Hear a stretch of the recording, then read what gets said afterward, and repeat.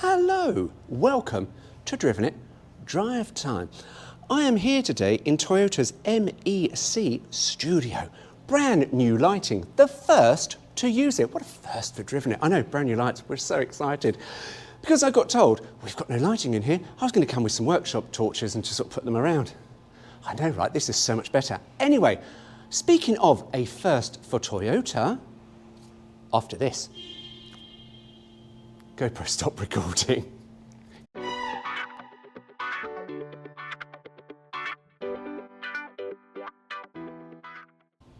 So picture the scene.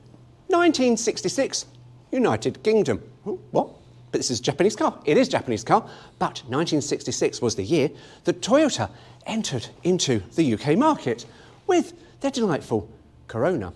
And for £777, you could buy a Toyota Corona. It was a 1.574 horsepower monster of a machine. It wasn't a monster of a machine. It was quite delightful to drive. And we will do driving impressions a bit later. But I thought I'll just go around the car, show you some of the nice features. And there are some absolutely gorgeous features on this car that just made me rather excited. And yeah, and we'll talk about the car in general. The aesthetics of the Toyota Corona are quite European, which was, hang on, but the Japanese went a bit mad. Yes, in 1968, Datsun came in with a Sunny, and it was quite, and then the Sunny, the Japanese all went mad, didn't they? We could have some garish stuff and some avant-garde stuff. But visually, quite splendid. We've got indicators here that are sort of moulded and blended into the front wings, and you sort of go, oh, it's quite reminiscent of a Peugeot 504. And it's just lovely. It just all goes together really, really nice in cars all the time. Lots of chrome, please bring back chrome. And we've got netted little door mirrors and side markers. Now, these were quite something else, because not many markets said you need to have side markers, but the Japanese went, here, have a side marker. And we've got neat little hubcaps, and then we've got a little badge on the side, and then we sort of go through. It is literally basically a three-box saloon. However, inside is where it really, really shines. Inside, it really is quite something, and logical. It's the best way to describe it, you see, because some cars, they were not logical. And the French in particular really were not logical. But this is just easy to see. Speedometer on a strip goes up to 100. The car would hit a maximum speed of 90, according to Toyota. And then we've got dash-mounted key, and you've got buttons here for lights and wipers, and we've got a manual choke, and you've got the heating controls. The heating controls, I tell you now, are absolutely beautiful, and I will show you those after I've shown you the, this thing, absolutely lovely. What it's like to use on the road, I don't know. We will come on to that later. But here, you sort of go, hang on, why does the horn D-ring do that? It's the indicators. Honestly, absolutely phenomenal. Well, it feels phenomenal. I mean, what it's like on the open road, I don't know. And yeah, but that is just lovely. Oh, and a proper lovely old car horn. However, the heating and ventilation controls, yeah, Volkswagen, go back to 1966, go and visit Toyota, because they've got a little trick up their sleeves. Heater controls on this are just your standard little levers. So you've got defrost in the interior, and you've got low and high temperatures, and you've got circulation and fresh air. However, you might be looking around there going, where's the motor fan? Oh, this is just beautiful. It says, pull, fan. You go, what? Oh, hello. Look at that. You pull the heater fan to get it on, this lever. Oh, isn't that just absolutely delightful? And then also another thing, very ahead of its time, dishes for your cups. So when you're parked at the side of the road with your thermos and you're having a little cup of coffee and the plastic cups, and it tastes a bit disgusting, yeah, you've got a little place to put your coffee cups. Sweet as. One thing that really is quite crazy, the dashboard has these air vents. Now, to get them to work, you pull this out to do something and then pull that to do something else. I have no idea what they do, but you sort of go, what the heck? Yeah, that's bizarre. And that's on both sides. That just is really weird. And then we come through to the other side, because you've got dash-mounted handbrake. Inside, it is quite a spacious car. And to be honest with you, manufacturers, we could learn a lot by going back to 1966, where Toyota gave us this car. A car room for 5, very much so, in really a small package. Yes, admittedly, the doors are papa thin, but you know what? Yeah, I know it won't stand up in a crash, but you know what Toyota do give us some natty little red inertial seatbelts. It's a nice little touch. Safety first. So yeah, it's quite nice. And in the back, there is a lot of room, and there is a reasonable amount of room. I'm just going to turn the camera here for me to sit in there behind myself here. That is quite spacious. The back end, very much, again, ahead of the game. There's a couple of things here that you go, wow, 1965, you take a lot of things for granted. However, reverse lights. A lot of manufacturers, back in 1966, 65 and all that stuff, will charge you extra. They go, no, you want some money. Pay us some money and we'll give you some reverse lights. Toyota, no, have them for free. We'll put a little switch in the gearbox for you. Have them for free. However, all is not quite in its favour in the boot. However, one nice little touch, because you look around, you go, where is the fuel cap? Oh, hello. Saucy little bitch, isn't it? Fortunately, it does spring up, so you've constantly got to hold this down to fit it up. But yeah, quite of the time, really. And one thing you may well notice is the problem within the boot. No, it's not the lovely red carpet. It's a bit saucy, matches with the inside. No, it is the spare wheel. It just sits on the boot floor. It takes up quite a lot of space. But yeah, back in the day, I'm sure people were going, oh, I don't want the spare wheel because it just takes up too much space. But you know what? You've got a spare wheel. You don't get a spare wheel now, do you? However, the other thing it's got, because why can't it go in the boot floor? Well, underneath the boot floor is a fuel tank. Fuel tank right up against the rear wall of the bumper. But you never heard Toyota going, oh, we need to do a recall because, yeah, our car has been rear-ended and it has burst into flames, unlike the full Pinto. A lot of manufacturers had fuel tanks right up here. It was Mercedes that shoved them under there. But yeah, a lot of manufacturers had them here, but you didn't really hear stories of them going bang when they got rear-ended, unlike a full Pinto. However, inside the boot, there is something that is a lovely little touch and you take for granted, and I'll show you that. The other neat feature that the Corona has, which Toyota gave you for free, was illuminated boot. Oh my God, what? You might be going, hang on, no, it's just little circles that come on in the boot. This itself was something quite futuristic, really, because at night time, you keep your side lights on, and it just, gentle light, just a little gentle glow, but it really did make a difference. And I had a Peugeot 504, with the license plate lights had the sort of same little feature.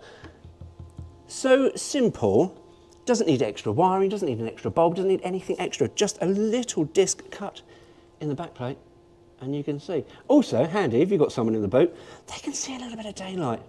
Isn't that nice?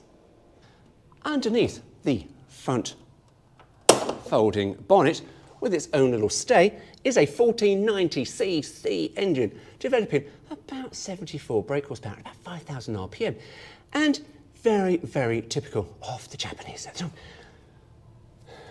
Simply laid out. I mean, you just could not wish for anything better. To service this thing, you just go, I could do this, I could do lovely surfaces to rest your tools on, or your sandwiches, or your smokes, depends. But yeah, really, really lovely set up. I'll put the camera around and just show you around here. So everything in the engine bay is accessible. You need to replace the radiator? Yeah, it's there, just take it out. Replace the battery? Yeah, it's just there. Replace light bulbs? Yeah, it's just there. Look at that, everything is just so easy. However, one thing you'll be noticing here, oh, hydraulic clutch, what? Yeah, quite futuristic, quite advanced. Oh, what's that, a master cylinder, Stuart? Yes, it is, it's single circuit, which only means one thing, drum brakes. But, you know, we'll see how effective they are when we're on the road. But speaking of driving, let us shut this bonnet and let's jump in and take it onto the highways of Crawley to see what this Toyota Corona drives like. And was it really deserving of the British public to buy as an alternative to homegrown cars? We shall find out. Now, I'll let you into something. I have been asking Toyota for years, ever since I got invited to their previous press garage in Crawley, and I saw this, and Graham was then in charge of the press garage, and I went, oh my God, that's adorable, can I borrow it, can I borrow it, can I borrow it? I just want to do something for a publication I wrote for. And do you know what? It was, never happened, never happened. Toyota are rightly so really protective of this car. So I am really, I feel quite privileged. Oh, there he go. Oh, here he goes again. Quite privileged, quite honoured actually for Toyota to say, here's the keys, take it out, enjoy. Because it is just adorable. And we're going to come to a left-hand corner, and I can't wait to turn left here because it's the indicators. Oh, that is just... Honestly, see, we all raved about Citroën when they had the C4 with the big boss here, which did everything. And we're like, that's fantastic. And Toyota and Citroën, no, it's really expensive to make. We're not going to do that anymore. Why? It was beautiful. This, is phenomenal. And, yeah, this is just a delight to drive. And that's self-cancelling. I did not expect that. Honestly, did that just cancel? I've got to take another left turn. I know, right? We've got to go left. And I am quite sure that just cancelled. Initial driving impressions, you can see why the British press were impressed by this. You can see why people would have bought this. However, it came at a time when people were unsure of the Japanese cars, and it was like, where'd you get parts from? Where'd you get this? Where'd you get that from? Because we're used to cars that break down and we have to keep popping to the dealer to buy bits. It's Japanese, you never needed to buy the bits. You just bought the car and drove off out the showroom. Go, bye, Mr. Salesman, because they're all men back then. Bye, Mr. Salesman. See you when it needs a service. Job done. It's just delightful. And do you know what? Here we are, modern day traffic. Yeah, I'm driving up this road, keeping up modern day traffic. Here we are at 45. I tell you now, it's quite serene because this doesn't feel like I'm doing 45 mile an hour. It really doesn't. It feels like I'm doing considerably less. It's just, wow. It blows your bloody socks off, this thing. I tell you, it really does. Now this road has lots of undulations. It really is like a bloody test track, and it is showing up this car to be absolutely incredible. I mean, the steering is woolly to be described at best, but it is just delightful. And yeah, the steering, it does load up. The steering does load up quite a lot in a corner, but here we are at about 50, just bouncing around, just jolly lovely. It really is just, and I did not expect this car to drive or ride this good. If I'm honest with you, I thought it's going to be a little bit difficult, a little bit argumentative. I think it's a nice way of saying it, but no, this is so easy to drive. So you can see why Japanese cars made an impact on the UK market, because they were just so easy to live with. They started first thing in the morning and they just drove dynamically. Yeah, it's a bit me. But do you know what? This is sensational. You cannot fault this at all. So yeah, I say the brakes, drum all round, do take a little bit of getting used to, because they are not progressive at all. They are, yeah, they're there, oh, there they are. But that's quite typical of drums. Now, I did get warned by David at Toyota. He went, drum brakes all round. I went, don't worry, David, I drive an old Beetle. And I can tell you now, these drum brakes are far superior to what my Beetle had before I converted it to discs, because this is just lovely. Now, I've got a lovely S-bend coming up, and we will not annihilate this car through the track. But do you know what? One thing I have noticed, although Toyota have shod it with, I think it's Michelin tyres, so it's got proper good bloody tyres on it, it does not scream around the corners. And it just, yeah, it's got a little bit of body roll, as you would expect. But you know, yeah, as cars go, this is just so nice to drive. Can't fault it. You really can't. It is beautiful. Now, as an old classic car goes, oh look, a plastic pig. Oh, fantastic. Man, he's living his best life. And by the seat of his pants. Anyway, as old classic cars go, do you know what? And you want to get into an old classic car, find an old Japanese car that's been restored, because to find parts for these is not always the easiest unless you know the people. But you want an old classic car that's just easy to drive, there you go. Because you do say to some people, buy an old classic car, oh, they're really horrible to drive, they're really difficult to drive.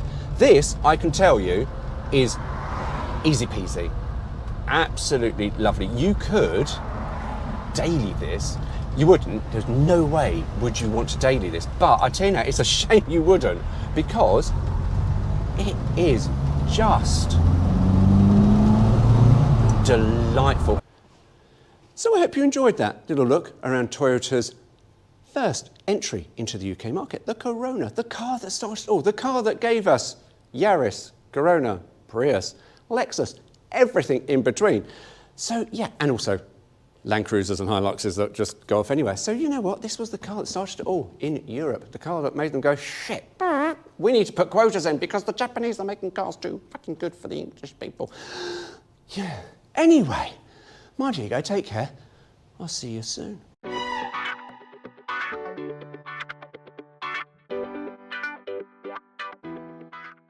Graham, you were right to keep this away from me. Because it's delightful, absolutely delightful, it's joyous. The best way to describe it is joyous. Yeah, this is just beautiful. Don't feel stressed. You do not feel stressed about driving this. I have been at the wheel of this probably for about an hour. I said to Toyota, I'm only going to be about 20 minutes. I only want to do a little driving. Sorry, Toyota, I got carried away because it's just delightful. Picture the scene. If, oh God, falling over into the beautiful car. Delightful little car. And for £770, or £777, I should start that again, shouldn't I? Because I got that wrong by £7. We need to keep the £7, because back in 1966, £7 was a lot of. The aesthetics of the Toyota Corona.